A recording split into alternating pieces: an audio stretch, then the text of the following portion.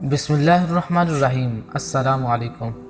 Central वज़ाइफ channel के मुअज़्ज़ज़ ख़वातीन व हज़रात, अगर आपको हर वक्त सुस्ती थकावट रहती है या हड्डियों में दर्द, जोड़ों का दर्द है, तो वजह जान लें और साथ ही पानी में एक कुदरती चीज़ डालकर सिर्फ 3 दिन पी लें।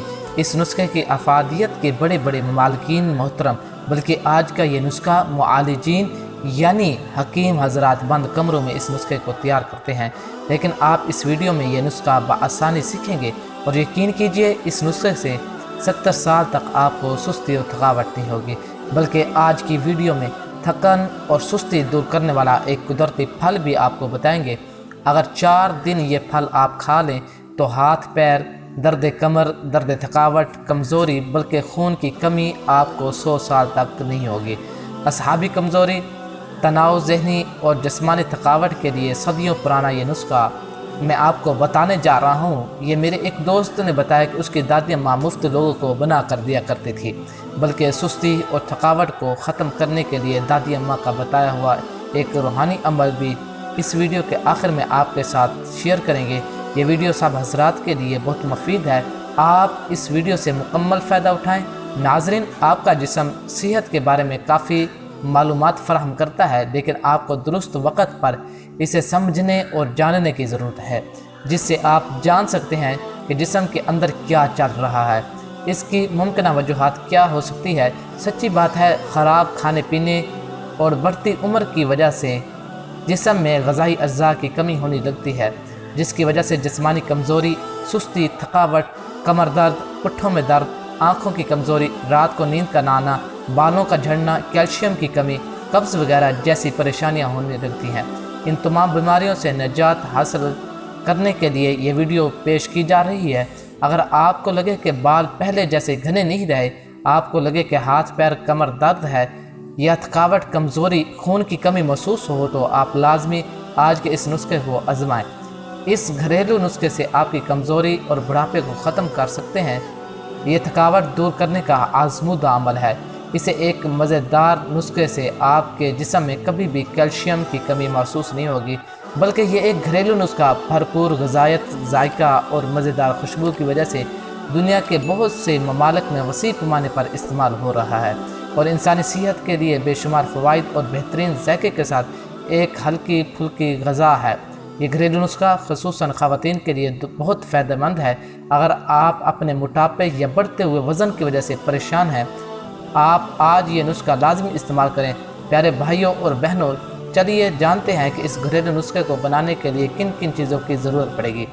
तो सबसे पहले सुस्ती और थकावट को दूर करने के लिए लौंग 2 अदद लें, दालचीनी आधा इंच का एक टुकड़ा लें, अदरक 1 चने के दाने के बराबर और एक उबलता हुआ पानी में इन तीनों चीज़ों को उबलते हुए पानी में डालकर ढाँप दें।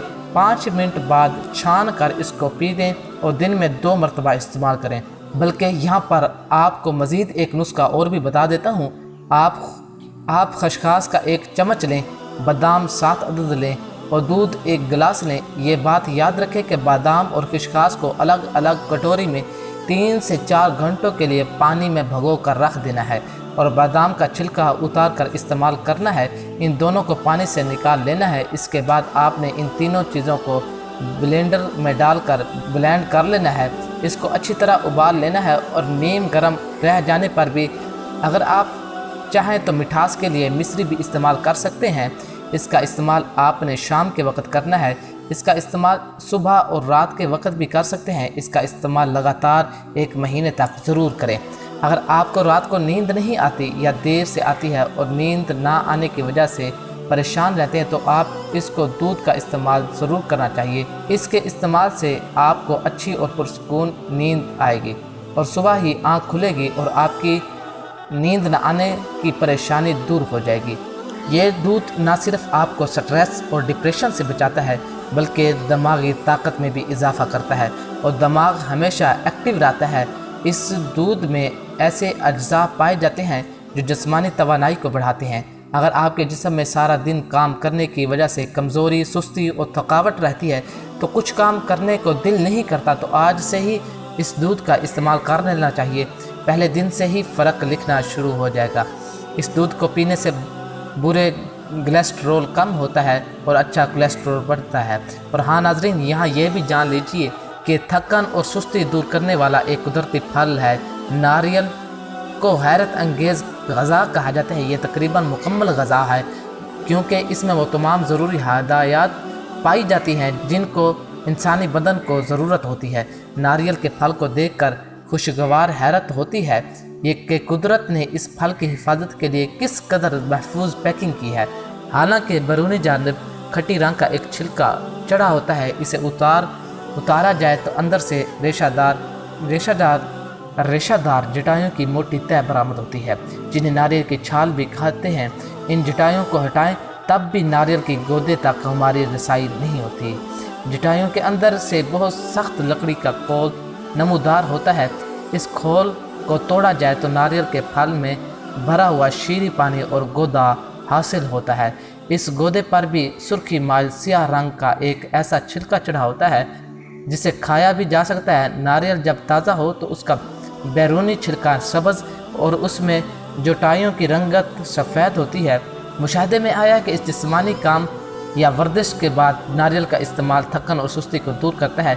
नाजरीन, बड़ी उम्र के दुबले पतले लोग भी अगर खोपरा ज़्यादा खाएं तो उन्हें भी ये ताकतवर और मोटा करता है।